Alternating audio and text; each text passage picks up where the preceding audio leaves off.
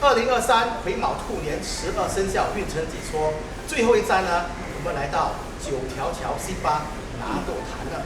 然后在我身边呢，就是拿豆坛的主席，就是廖英权先生嘛 ，Sam。对。那 Sam 你好。你好，介绍一下。这不是我们第一次见面。对吧？然后呢，我们也是要趁这个节目呢，介绍一下拿豆坛的由来。那我们都知道九条桥新巴拿豆坛已经快100年的历史。对，没有错，95年。那九条桥是在阿伯东森那一带。对。当时啊。对，没有错。当时你们怎么从那边会搬来这个地方？经过政府的搬迁，那时候是一个乡下一个村民一个港崩来的，然后政府为了发展那个地，把那些村民都搬迁，变成我们的小庙是在那边。为了这个政府搬迁，我们才去到处租地方，头头是去租地方，搬了好几间，至少5、6个地方过后，为了接下来传承这个九条桥，才每个理事才有心的去筹款建募基金，然后来买下这边目前在旧的别墅来建这个庙，是为了搬迁的几次过才去筹钱筹款，每个人出钱出力，然后来买这个地皮，跟3间庙连人在一起，法安宫还有天德宫，我们的庙九条桥3间在这边才能够建这个庙。那我们都知道是拿豆坛嘛。对。当时你们在办拿豆的时候，也发生了一些比较神奇的事情。对。当时是在那个乡下的话，很多村民都看到一棵树拿豆把这个环顾，每次出现一只白兔跟一条黑的眼镜蛇，可是，一旦村民靠近的时候就不见掉，已经发生了好几次，所以过后人家去请教清水祖师，然后才得知，其实那个是拿豆公的护法神，他的左右手白兔跟黑的眼镜蛇，就是这样的原因。就是从那边开始就开始拜。对。拿豆公，对不对？对，开始拜。然后大伯公呢，就是怎么？以前是在大树的旁边的前面有一个很小的一个神框，里面有安上一尊大伯公，所以我们也是保留下来这个大伯公。除了这个大伯公，甚至还有一些印度神像。所以我们搬来这边的时候，我们保留这个3大主神：华人神、马来神还有印度神。做华人的神的主神，我们以大伯公为主，印度神我们就拜亚弥沙佛祖，然后马来神就以拿豆为主，就是这样的来源的。对，新加坡就是有几间庙宇都是有拜3大主神，华人马来人跟印度人。对，没有错。对。然后呢，就是我在网上呢看到说，你们这边有个可以求这个4D 号码的一个幸运转轮嘛，对不对？对。要中 lottery 先赚 lottery。对。这是怎么来的呢？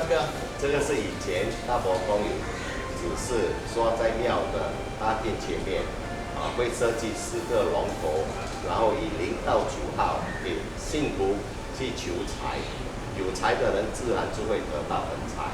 这个是一个随缘的东西。可是，在我们入庙进天过后呢，真的是有一些香客来转这个龙头求真知，真的给他们发了不少的财。是吧？那我也知道，就是9条桥呢，在阿不东森呢，对，它叫9条桥嘛，它的意思就是我们这个港崩从村口到村尾，对，一共有9条桥。对，没有错。对，这是它的由来嘛。对。然后呢，我听说这个9条桥呢，跟阿摩鸠这个名字的由来呢是有关系的。对。怎么说呢？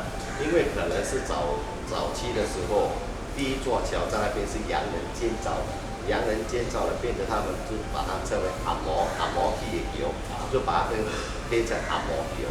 然后前后有9条桥，所以我们的庙就保留这个历史，我们庙就叫9条桥。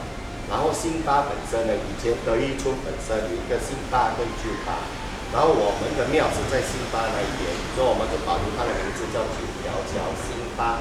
然后我们的主神是拿豆公，我们就直接放拿豆塔，所以这个名字是这样子由来的。所以不是所谓的九条桥辛巴拿豆坛，这边就是拜拿豆。对，它是一个典故在后面的。对。然后呢，从这边呢，我是了解到红帽桥为什么红帽叫做阿摩桥，原来是跟这边是有点关系的。对。9条桥，其中一条桥就是阿摩建的。对。当时那边的居民呢，阿摩基也桥，阿摩基也桥，阿摩桥。对，没错。所以当政府呢，把他们就是城市发展嘛，对不对？对。然后就把全部迁了。对。就迁去阿摩桥。他们这些农村全部被有些都是迁去大巴雅，都是分散的。我们的庙也是没办法，要跟着搬迁，所以才另找别的地方，就是这样。好，那谢谢主席大概的自己介绍了。对。9条桥辛巴拿豆坛，因为呢没有介绍呢，你们就是为什么叫9条桥辛巴拿豆坛？而且我的庙的一个特点就是说，我们的主神拿督公，我相信唯一的新加坡，我们有那个拿督公的神像。对。是5层高，做事的5层高。我相信是在新加坡的话，唯一一间庙有那个金身像大柱的。等一下你们也可以参观一下。然后呢，我们来这边9条桥拿豆坛呢，这边拜大豆之后呢，有什么禁忌吗？这边就是。其实你们来拜，你们吃的猪肉也都可以来本庙点香、拜神、拜拿豆都无所谓的，只是我们本庙禁别人带猪肉来到本庙，因为这个是由拿豆公我们主神曾经交代过，甚至我们做什么庆典也好、神诞也好、虎爷诞也好，我们都应该禁止拜猪肉，只能拜鸡呀、鸭、羊都可以，都不能带猪肉来本庙。好，那你们在2023年过年的时候呢，有什么样的节目吗？我们过年的话，农历初2开始会跟善男信女拜太岁。拜太岁。对，这个时候叫什么？拜太岁吗？有些队开始玩了，然后新春的时候初2到15会跟人家拜太岁。过了之后，我们会做大伯公诞，是在农历2月初2。也是2月初2吗？对，2月初2。对。大伯公诞嘛。对。好，谢谢主席。然后呢，记住了，所有的现在是还太岁嘛，对不对？对。好，在过年的时候呢，你们也可以来拿豆坛这边呢，就是拜太岁。那说起太岁呢，我们还有4个生肖还没有介绍的。好，那现在请出陈师傅。好，谢谢你主席，谢谢主席。少爷，谢谢你。谢谢。那陈师傅，现在我们都比较了解了哈，为什么这个庙叫9条桥辛巴拿豆坛？它是有典故喽。对，它是这一集的节目里面哦，掺杂了我们新加坡3大种族的元素最多的福德正神的宝贝公经，所以我们会重点把这个9条桥呢留到最后才开始在这边拍摄。好，那我们就进入正题了。我们先谈第一个生肖，对，就是属虎的朋友了。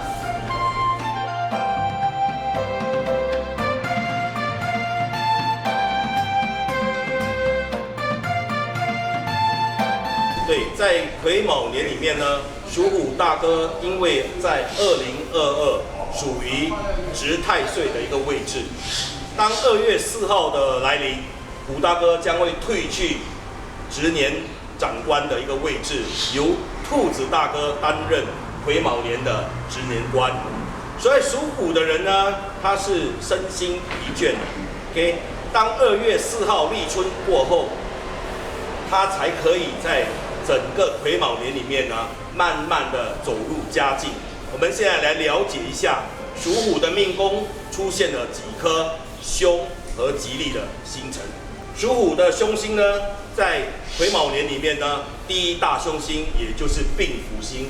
病符星的作祟导致1962年出生的老虎呢的女性偏为影响最多，所以我建议出生于1962年出生的女性呢，在整个癸卯年最好是多做一些身体上的检查，以缓和病符星带来的一个压力。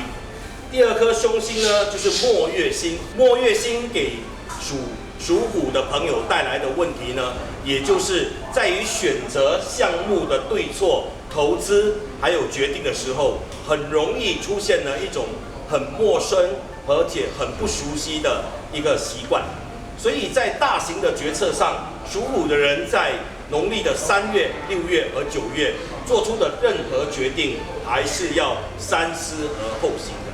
然后在吉利的这个星辰里面呢，其实属虎的朋友的命宫里面是没有任何的吉星的，但是呢，在对立的星辰里面出现了紫微、龙德和天德星。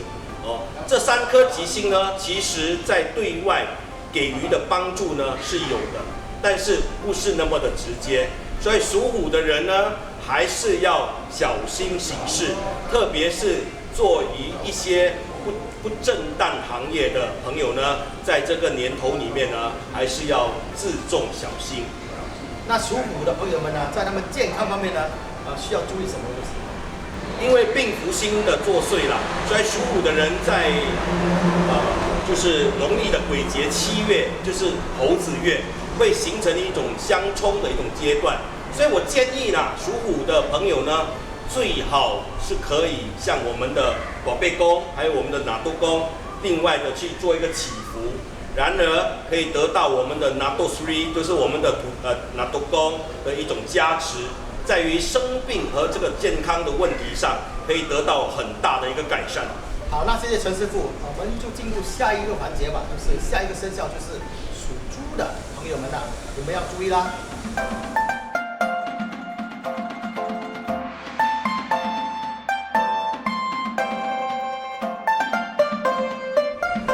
接下来我们就来介绍属猪的人在癸卯年的吉星和凶星。猪的命宫为亥，亥宫今年出现的 lucky star 有天厨星，还有天乙贵人星。那出现的凶星呢，就包括了白虎、指背，还有地煞。我们一一来讲解一下什么叫做地煞。地煞星所带来的隐患，只会对一些爱乱说话的人带来的阻碍。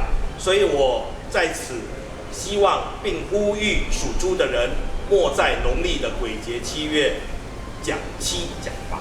第二，我们来讲吉星，天厨星代表的吃，就是老七，你看他去到哪里，他都爱吃，因为他本命里面就有天厨星在他的命宫里面，所以对于美食，老七是爱不释手。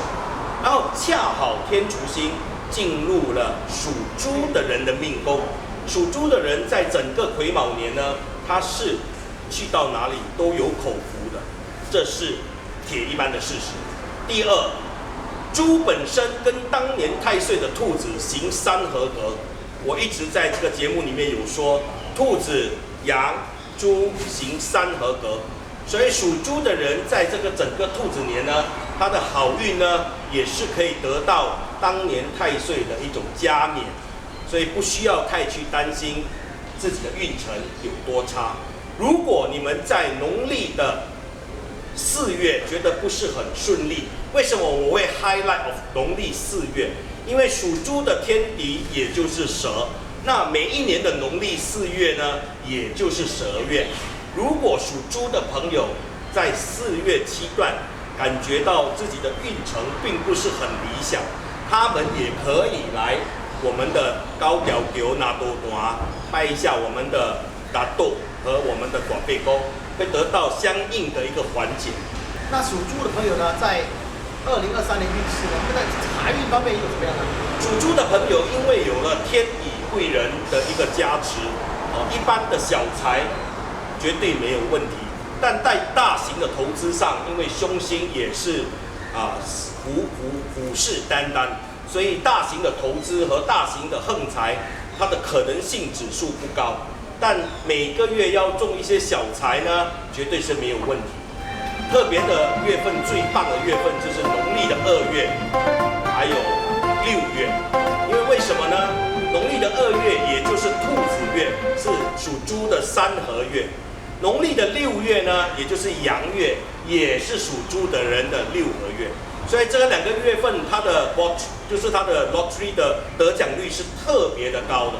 好，属猪的朋友呢，你们要多留意陈师傅的 tips 对不对？好，我们进入下一个生肖，就是蛇的朋友了。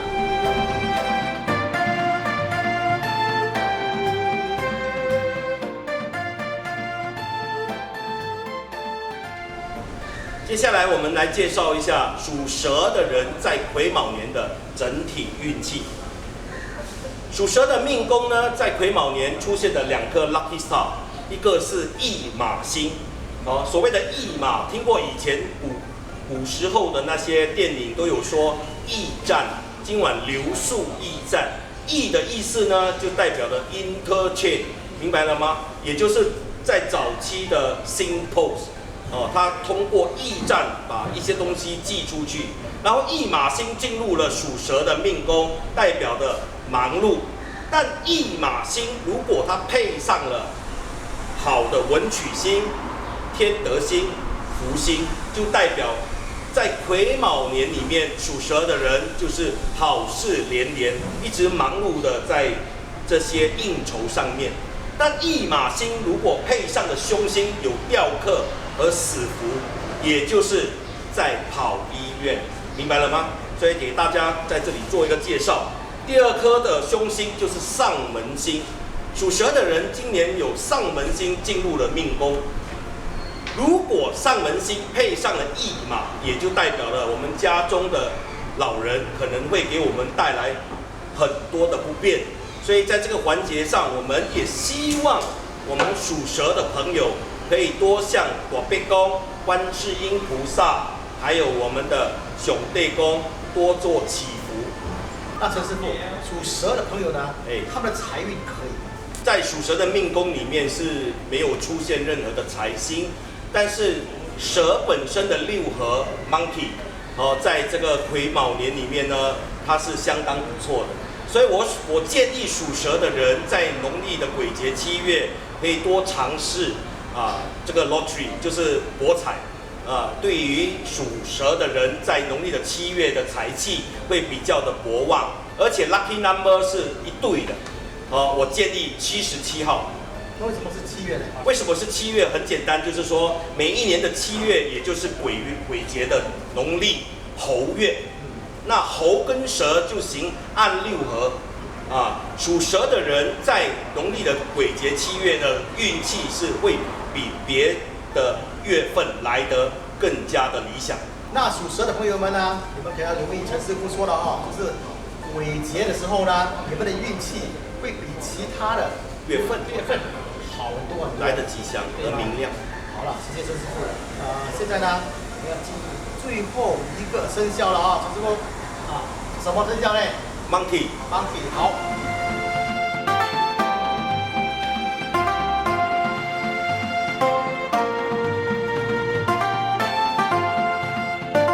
接下来我们要说的就是猴子大哥了。属猴的人在癸卯年会有怎么样一个迹象呢？我们大概给大家解释一下。吉星出现在申宫，属猴的人的命宫里面呢，有月德星、地解星，还有国印星。月德星呢，就是一个比较普通的吉星，但是在一些零零碎碎的凶星里面，月德星是主要的特质星。月德星一旦进入了属猴子的人的命宫，一般零零碎碎的小事都会因为月德星的关系一一被化解。然而，属猴的人因为2022年他在冲太岁的一个阶段下，慢慢的苏醒过来。过了我们的农历正月14之后，新任的执年官否时大将军将接管癸卯年。一旦否将军接管了癸卯年之后呢，申宫属猴的人的运气就会慢慢的复苏，而且也因为国印、月德还有天解这几颗 lucky star 的关系之下，下半年的运气就会节节上升。那陈师傅，属猴的朋友呢，他们在财运方面呢，或者是这个感情方面，综合来说呢，就是会比较好的。大家听听。我个人的一个预估啦，属蛇先天就是跟 monkey 行6合，也就是说属猴的人的6合星也就是蛇，但蛇在每年的4月才能值年，所以我感觉属猴子的人今年的财气，无论是正财或者是偏财，都需要在下半年之后才会有复苏的一个可能。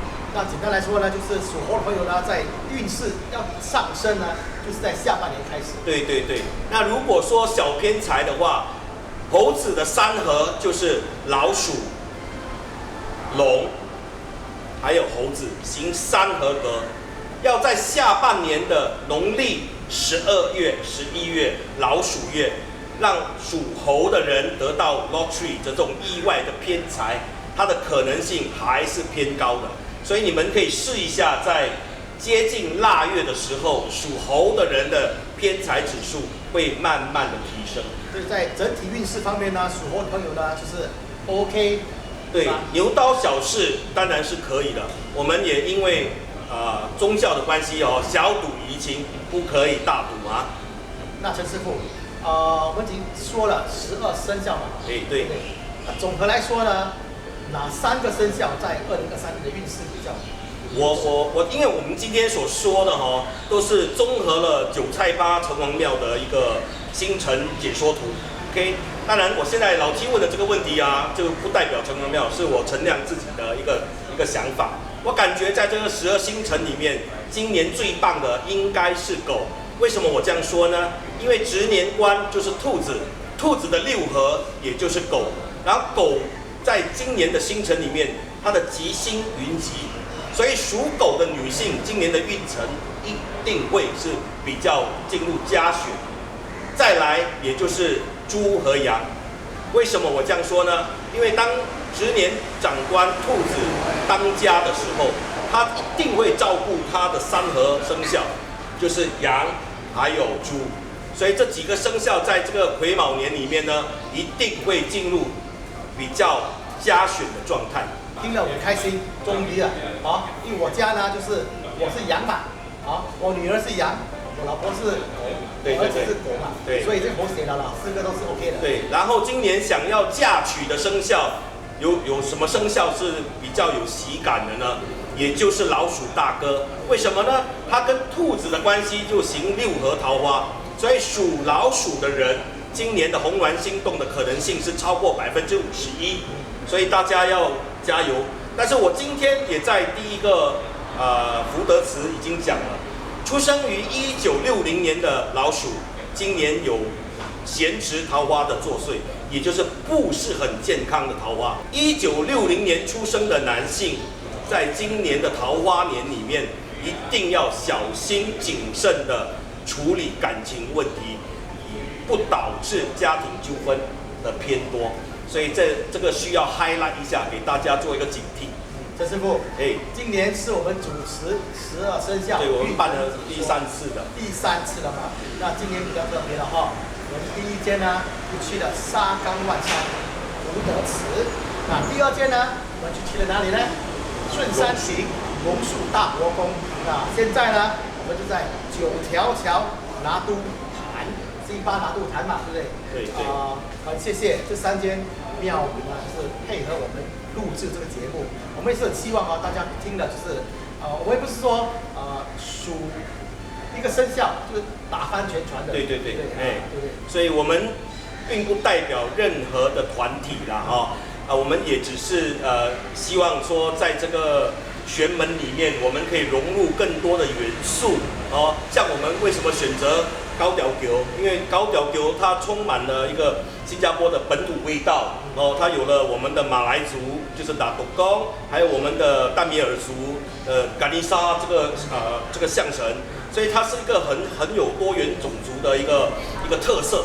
所以我们想把这些东西记录下来，可以让更多的人理解我们的本土文化。好，那今天呢，我们这个12生肖运势解说呢，2023年癸卯年兔年就到此结束了大家喜欢的呢就按赞跟分享陈师傅。好，我们要拜早年。对啊，拜早年。那我们先祝大家就是2023年突然发财。OK， 我陈亮在此恭祝大家癸卯年内行大运，兴兴就买标，兴旺发啦！